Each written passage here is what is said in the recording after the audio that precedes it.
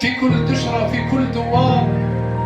جدودنا دحروا الاستعمار وضحاوا بالدم على الحرية. خاوة خاوة في كل البلاد، والجزائر هي العماد. بنينا في التاريخ أمجاد من العصور الحجرية. اسمحوا لي خوتي نبدأ من جنانة الوردة. هي عندي أغلى بلدة وعندي صوري فيها هي.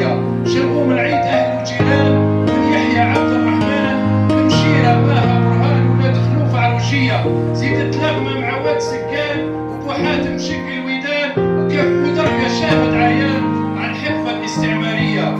سيدي خليفة مع عين الدين، عين الكحلة وبرباص متين، عين الحمراء ومنار الزين، وقران بقوقة وزغاية، وتحلى الجولة في سيدي مروان، وفي غابة تاعي باينان، وابني هارون عملاق يبان مع واد العثمانية.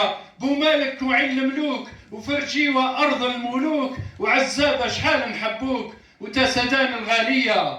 الشيقارة مع حمالة، وتيبرقنت وتسالة، وزيد الرواشد الغزالة، واحمد رشدي عالزعلية. ومسجد ابو المهاجر نعتز به ونفتخر، اول مسجد في الجزائر، ثاني في شمال افريقيا. ونختم بعميرة الراس، عين البيضة حريش ورجاص، وبقرانة من عز الناس، وبني قشة والمونية. وتحيا الجزائر والمجد والخلود لشهدائنا الابرار.